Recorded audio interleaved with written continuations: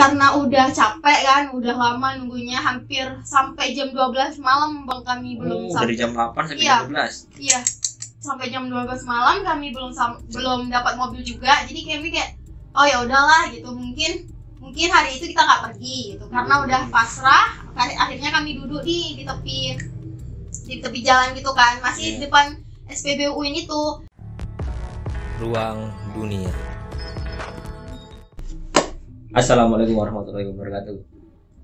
Ruang Dunia kali ini sedikit berbeda dari sebelumnya. Biasanya itu kita undang kawan-kawan laki-laki. Sudah sekian lama kita undang kawan-kawan yang perempuan ya. Sekarang saatnya kita undang lagi perempuannya tuh. Perempuan dong. Perempuan. Nah kita undang Windu yang kadang kalau via telepon ataupun WA itu teman-teman WA beranggapan Windu ini laki-laki, padahal Windu ini ya wanita tulen ya, dia wanita tulen perempuan. Kita undang lagi ke sini untuk berbagi informasi, berbagi cerita lah intinya. Mau cerita apa kira-kira tuh? Pengalaman ini sih lebih pengalaman yang mendaki Gunung Merapi tapi estafet gitu. Wah. Luar biasa, mendaki gunung tapi estafet. Estafet ini apa kira-kira? Nah, nanti kita tanya sama Windu. Apa tuh kira-kira itu estafet itu? Estafet tuh sejenis ini sih, kayak numpang-numpang gitu, mobil. Okay. Jadi kan perjalanan kita tuh bisa gratis lah istilahnya gitu. Oke, jadi estafet itu yang dipaparkan Windu barusan naik kendaraan orang lain ya, naik kendaraan orang lain dari satu tempat ke tempat lain. Dan kemudian dengan kendaraan orang lain lah kita bisa sampai ke tujuan tertentu dan gratis. Nah itulah yang dilakukan Windu dan teman-teman. berapa orang? Kami perjalanan itu berempat, 2 cewek 2 cowok. Satu dari Unri, 2-nya dari luar, maksudnya dari teman-teman luar gitu. Oh berarti ada juga kawan-kawan yang di luar Unri yang ikut waktu itu? Iya. Berapa orang? 4 orang? Iya, 2 cewek dan 2 cowok. 2 cewek 2 cowok. Wah luar biasa juga nih. Jadi udah berapa lama tuh? Maksudnya udah berapa bulan yang lalu atau berapa minggu yang lalu? Kurang lebih tahun 2020 atau tahun 2019 kalau nggak salah. Kenapa kok waktu itu bisa tertarik untuk estafet? Kalau abang pribadi nih, abang aja nggak tertarik loh. Abang pribadi ya.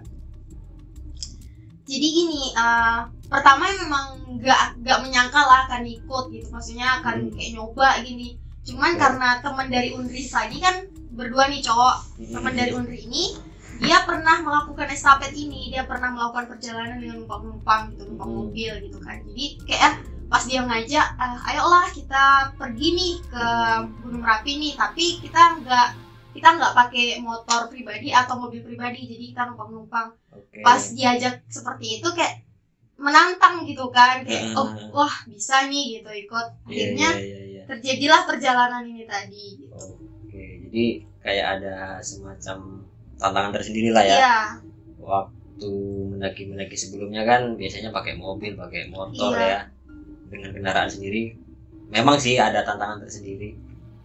Banyak kawan-kawan yang di luaran sana juga dia melakukan pendakian itu dengan keinginannya masing-masing, dengan teorinya masing-masing ya, tapi dengan catatan ya tetap pulang kembali lagi dengan selamat. Itu yang paling penting.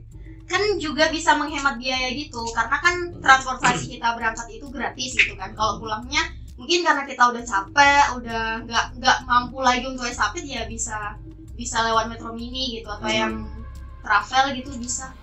Jadi tapi teman-teman yang nggak punya mental kuat jangan coba-coba. Nanti takutnya karena Windu ini perempuan dan kemudian teman-teman ini ya mentalnya di bawah Windu misalkan, mencoba untuk estafet dari Pekanbaru ke Gunung Merapi atau dari Pekanbaru ke Padang, nggak tahu kita kemana kan. Ya bisa-bisa kawan-kawan nggak pulang gitu dia. Sebenarnya lebih ke ini sih, kalau sumpah pengen melakukan perjalanan estafet ini, salah satu teman atau salah satu anggota dari perkumpulan itu harus punya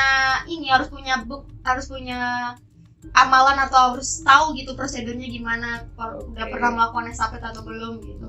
Jadi kita percaya sama dia gitu. Jadi selain mental, berarti kan selain mental yang kuat, Iya, secara teori juga harus pelajari juga ya kan. iya, Jangan sampai hanya mental aja, tapi misalkan nih teori apa namanya top mobil tuh kan, iya. kan banyak tuh teori-teorinya tuh, ada yang begini, ada yang gini, Ada yang pakai kardus. ada yang pakai kardus, karton gitu kan, kertas, kemudian tapi ada yang ekstrim juga. Yang ekstrim itu jangan diikuti. Kadang ada yang di tengah jalan sampai gini-gini, sampai nunduk-nunduk, ada tuh kalau mau tengok di YouTube tuh kan, di video-video orang.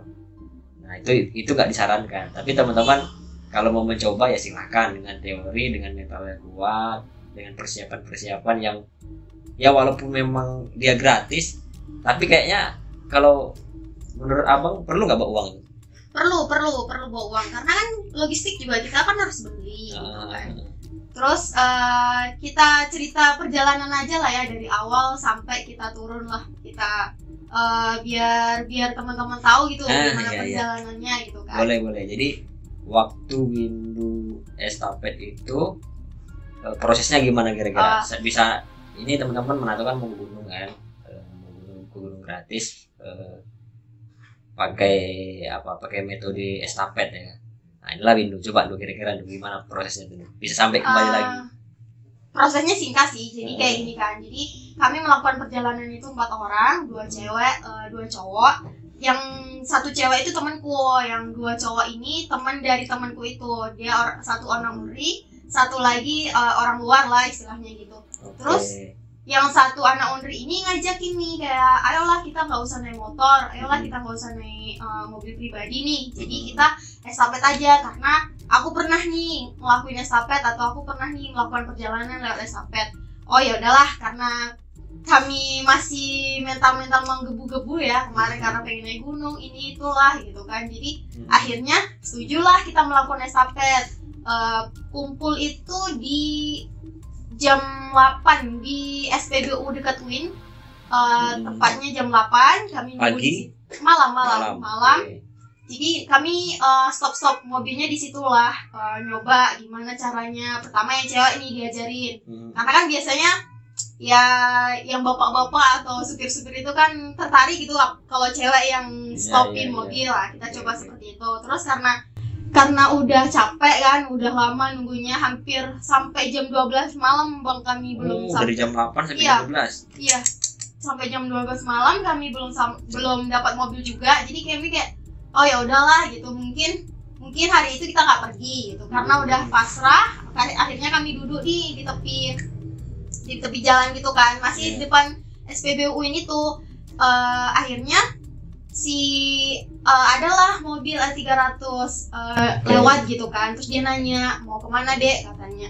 Oh iyalah, mau ke bukit pak, katanya. Oh naiklah biar kami antar. Dari situlah kami dapat mobil Jam 12 pas, kalau nggak jam 12 lewat gitu lah. 12 lewat sedikit baru dapat mobil pick up. Iya, mobil A300. Baru naiklah pick up itu. Di dalam pick up itu, di depan atau di belakang? Di belakang, soalnya kan supir itu udah berdua bang, jadi kami nggak bisa masuk. Nah, jadi kawan-kawan berempat di belakang. Iya. Itu kosong atau ada isinya? Kosong. Kosong ya. Bekas ngangkat apa itu mobil itu?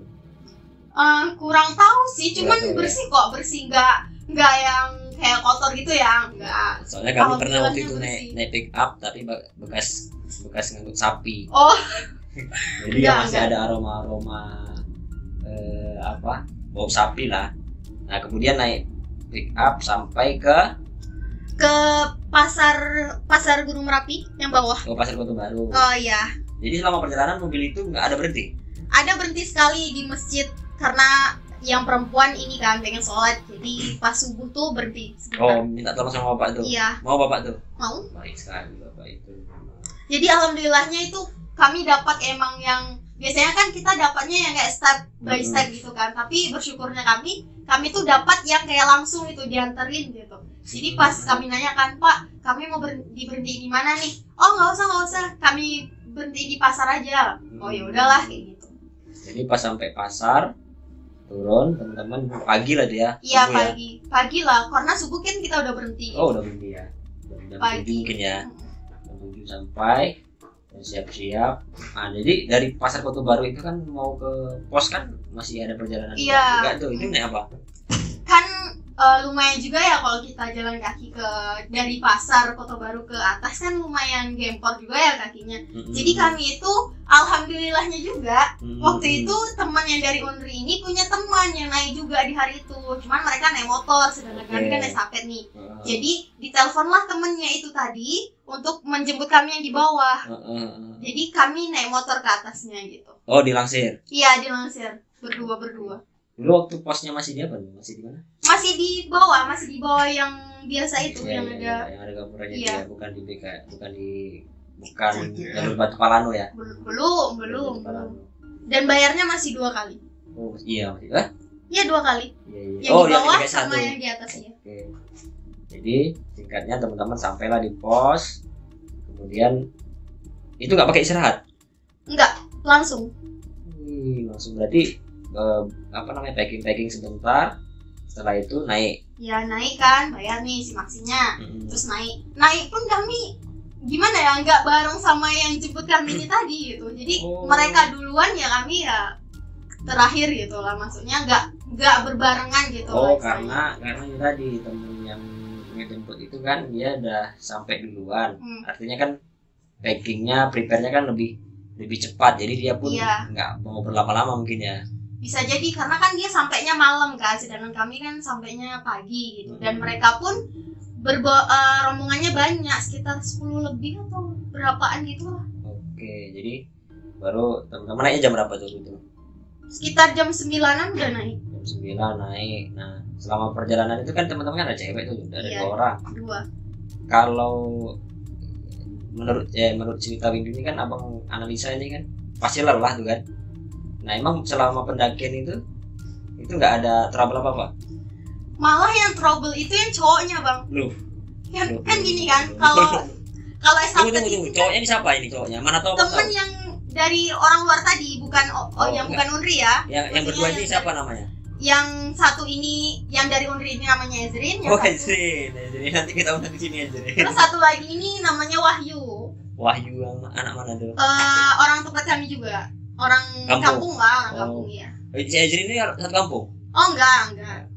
Jadi Ezrin ternyata udah pernah jumpa sama Windu. Nah kemarin ada sempat terakhir aku ngomong sama Ezrin ini pas pemilahan, nanti main ke sini Ezrin, kita coba cross check ini betul atau tidak ini apa yang disampaikan Windu. Nanti kalau memang betul, aduh malu nih masa lemah ini wah. Bukan bang, bukan Ezrinnya. Bukan Ezrinnya.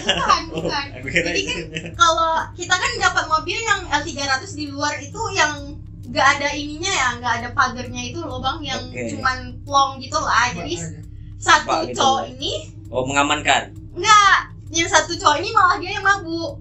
Sedangkan kami ditengahin gitu kan, jadi mereka yang ngapit gitu. Jadi yang satu cowok ini namanya Oh ini mabuk dia. Mungkin karena ya udah malam kan, kita wajar juga lah gitu. Angin malam satu, kemudian pick up itu ini karena bukan Ezrin tadi. Iya. Sebenarnya kalau Ezrin aku ini juga.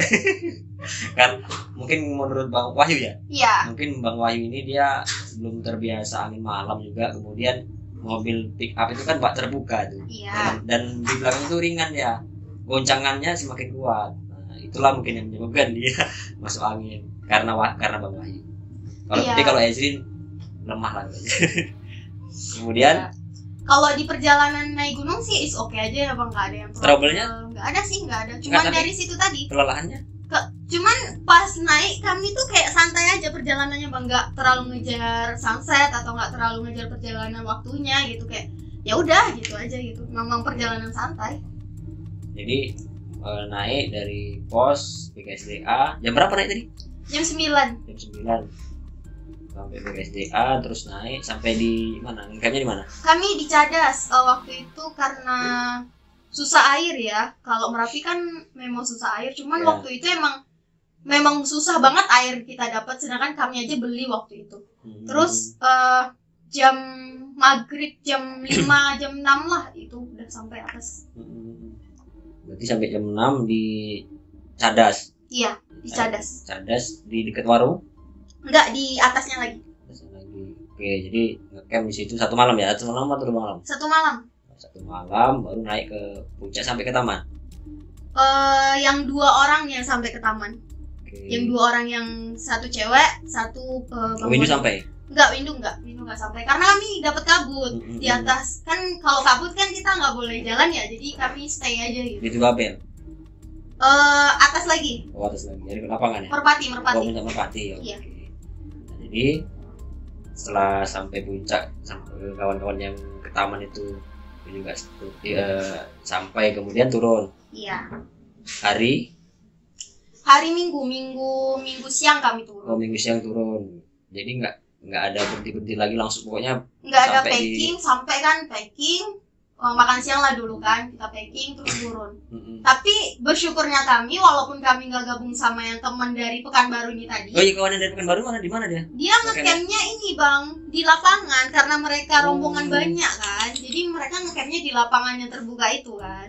Di lapangan itu tidak disarankan untuk ngecamp sebenarnya teman-teman. Jadi, ya kan Lu? Iya benar. Karena apa?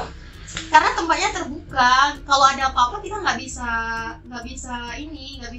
lari atau nggak bisa kemana-mana gitu. Teman-teman yang mau ke Marapi jangan sampai ngecamp di lapangan, karena pertama betul lapangan terbuka, tidak ada pelindung, tidak ada pohon, dekat dengan kawah. Andai kawah itu mengeluarkan asap belerang, maka teman-teman akan tercium, dan di situ nanti teman-teman yang nggak kuat ya pingsan, bisa keracunan juga. Bisa keracunan, nggak tahu lah kita. Ya intinya keselamatan itu tidak terjamin. Nah ini teman-teman, pas tuh kata itu, lapangan terbuka itu tidak baik untuk kita ngecamp.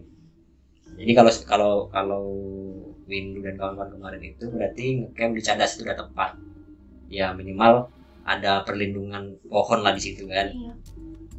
Tapi kalau bisa ke bawah lagi sedikit, yang banyak pohon tuh, yang ke pohon kecil lah, dekat warung tuh kan, warung Manaru.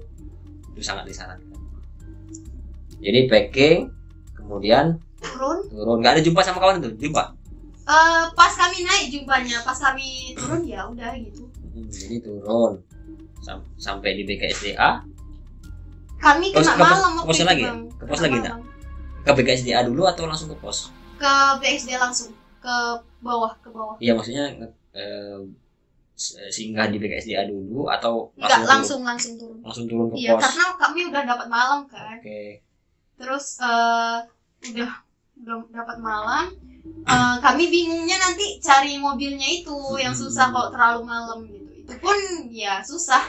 Berarti sampai di pos pendaftaran itu di bawah BKSDA kan, buat pos pendaftaran itu jam berapa?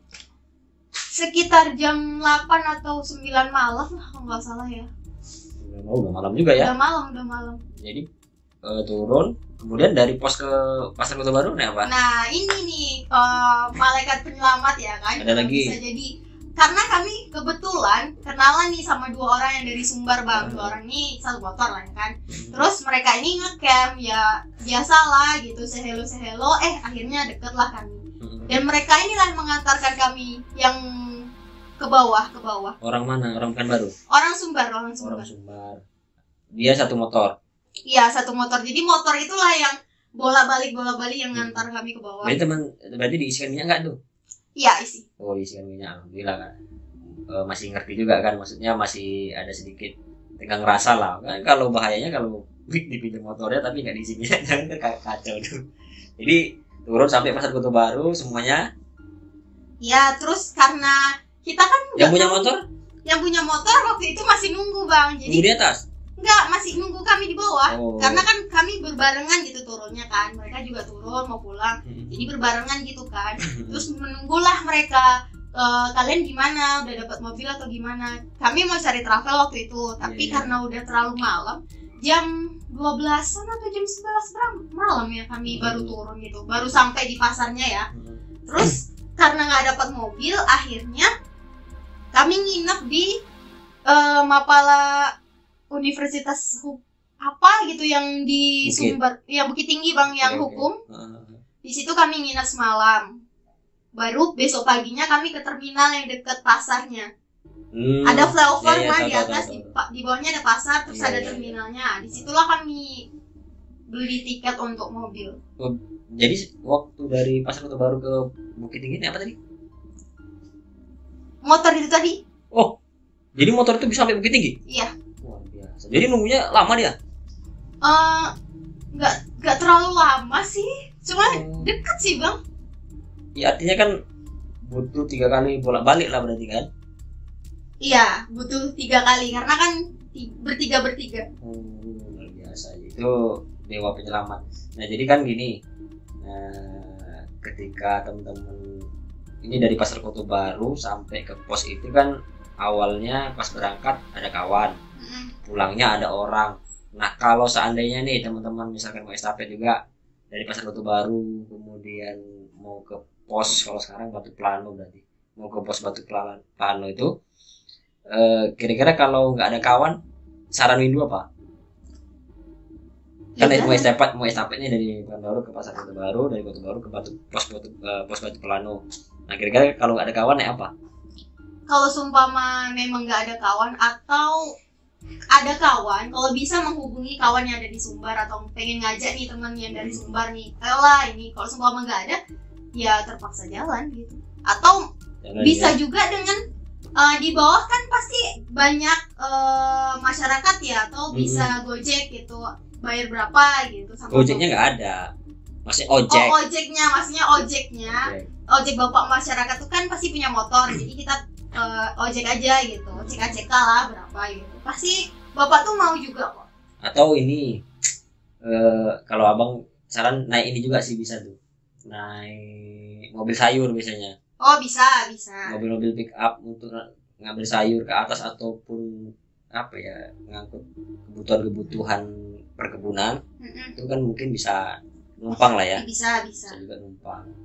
Ojek pun bisa juga kalau ada uang lebihnya. Tapi minimal dengan estafet itu teman-teman bisa mengurangi budget sih, memang pasti mengurangi, karena yang paling besar budget itu kan dari Pekanbaru menuju ke Pasar Kota Baru naik travelnya. Iya sekitar 150-an nggak kemana lah. Nah jadi teman-teman waktu setelah istirahat di sekretariat Mapala itu, kemudian pulang naik paginya kami itu diantar ke pasar itu kan ada dekat terminal minibus gitulah. Jadi diantarlah kami untuk, karena kalau travel ya budgetnya terlalu mahal ya, terlalu tinggi. Jadi ya udahlah naik minibus yang ya tak berasa begitulah ya kan. yang ekonomi lah ya. Iya yang ekonomi lah. Oh berarti berangkatnya aja teman-teman yang yang estafet naik pick up tadi. Iya. Pulangnya tetap naik bus. Iya tetap naik karena Engkel tuh. Karena gimana ya? Ya tahu kondisi dan situasi lah ya kan, kita udah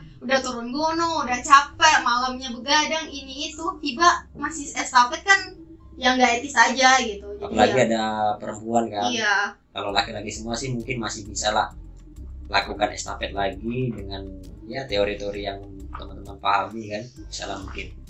Tapi kalau ya itu tadi, perlunya estafet dengan teori itu begitu, ketika kondisi fisik dan badan memang sudah tidak memungkinkan, ya ada langkah-langkah yang tepat tadi itu, sangat tepat, karena nggak memaksakan diri kan untuk tetap naik kendaraan orang lain, apalagi di babak terbuka, kondisi malam hari yang udah melelahkan, takutnya malah sampai ke Pekanbaru repar. Nah, jadi waktu itu naik engkel sampai ke Pekanbaru sampai Panam. Dan setelah itu teman-teman pulang lah ya, seperti biasa. Tapi itulah mungkin pengalaman Windu estafet yang pertama ya. Yang pertama dan terakhir. Bisa jadi yang terakhir. Kenapa gitu? Karena masuk angin ya ternyata. Oh, jadi pertama dan terakhir itu bukan karena apa-apa, tapi karena memang ya dulu itu kan euforia. Iya. Euforia mendaki gunung dan euforia tantangan ke gunung itu kan sedang muncak-muncaknya waktu masih umur yang ya bisa dikatakan belia lah untuk kategori orang yang baru mendaki gunung. Tapi untuk sekarang mungkin udah agak sedikit umurnya bertambah, tantangan itu mungkin sedikit pudar lah ya. Karena kan waktu itu masih ini gencar-gencarnya kayak pengen kesini nih, pengen ke gunung mana nih, ayo lah gini. Cuman kayak sekarang tuh kayak oh ya udahlah cukup sekali aja tuh, kayak pengalaman itu berharga gitu. Jadi kalau untuk sekali aja kayaknya udah cukup sih. Yang penting ada pengalaman yang bisa Ya, di-share ke kawan-kawan yang bisa dan untuk kita ceritakan di hari tua gitu. dan pentingnya kita berkelana itu kan dengan polanya masing-masing, yaitu ketika kita ceritakan lagi kan itu menjadi sesuatu yang wah. Iya, Itu yang benar. paling penting. Oke Landu, makasih banyak Du sudah hadir di Ruang Dunia berbagi cerita ke kawan-kawan mengenai perjalanan ke Gunung Merapi dengan estafet. Itu sangat ya cerita baru untuk teman-teman. Mungkin nanti teman-teman bisa belajar dari Windu, kalaupun memang mau lebih detail tanya tentang perjalanannya Windu, nanti follow aja Instagramnya, nanti DM apa Instagram _Windu Nursalisa. _Windu Nursalisa, nanti follow, DM, tanya-tanya sama Windu. Kalau sama saya jangan tanya-tanya, nanti langsung aja ke Windu. Oke teman-teman, makasih dulu ya. Assalamualaikum warahmatullahi wabarakatuh. Ruang Dunia.